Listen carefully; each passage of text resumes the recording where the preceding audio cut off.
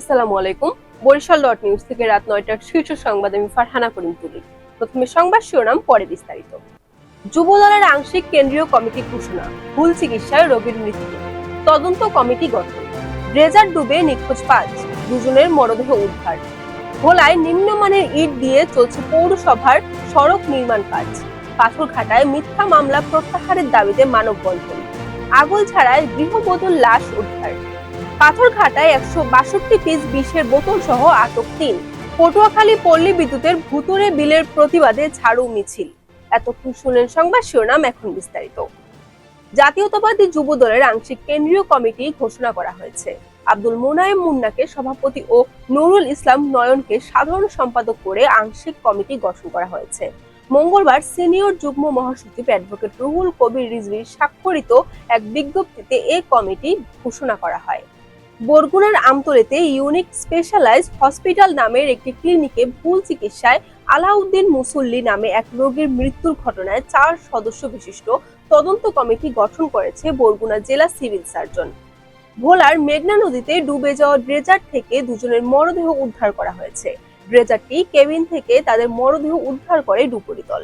এখনো অপর ৩ শ্রমিকের সন্ধান পাওয়া যায়নি। মঙ্গলবার ভোর রাতে দুজনের মরদেহ উদ্ধার করে ডুবুরি দল। নিম্নমানের ইট দিয়ে ভোলা লালমোহন পৌরসভার সড়ক পুনর্নির্মাণের কাজ। দীর্ঘ ২ যুগের অধিক সময় ধরে ভাঙাচোরা ছিল সড়কগুলো। বর্তমানে সড়কগুলোর কাজ শুরু হওয়ার সংবাদে পৌরবাসীর মনে স্বস্তি ফিরলেও শঙ্কা জাগাচ্ছে নিম্নমানের সামগ্রী দিয়ে তৈরি সড়ক ব্যবস্থা। বরগুনার পাথরঘাটায় মিথ্যা হয়রানিমূলক নারী ও শিশু নির্যাতন মামলা প্রত্যাহার ও অসামাজিক কার্যকলাপ বন্ধের দাবিতে মানববন্ধন করেছে এই মামলার আসামি স্বজন সহ এলাকাবাসী। বরিশালের আগলঝাড়ায় এক গৃহবধূর লাশ উদ্ধার করেছে পুলিশ। লাশ ময়নাতদন্তের জন্য বরিশাল সেবাজিম হাসপাতালের মর্গে প্রেরণ করা হয়েছে। স্বামীর নির্যাতন সইতে না পেরে গতকাল মঙ্গলবার সকালে বাড়ির পাশের একটি গাব গাছে ওড়না দিয়ে গলায় রশি দিয়ে আত্মহত্যা করে রিবিকা বালা।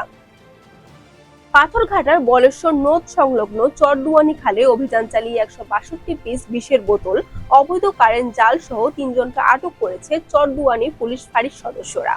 সোমবার রাত ১০টার দিকে বলেশ্বর নদ সংলগ্ন চরদুয়ানি খালে থেকে আটক করা হয়। পল্লী বিদ্যুতের ভুতুড়ে বিলের প্রতিবাদে পটুয়াখালী বাউফলে ঝাড়ু মিছিল করা হয়েছে। সোমবার বেলা ১১টার দিকে বাউফল পল্লী বিদ্যুতের জোনাল অফিসের সামনের সড়কে এ ঝাড়ু মিছিল করে ভুক্তভোগী গ্রাহকরা। মিছিল শেষে উপজেলা নির্বাহী অফিসারের কাছে গিয়ে অভিযোগ করেন তারা। Barishal dot news.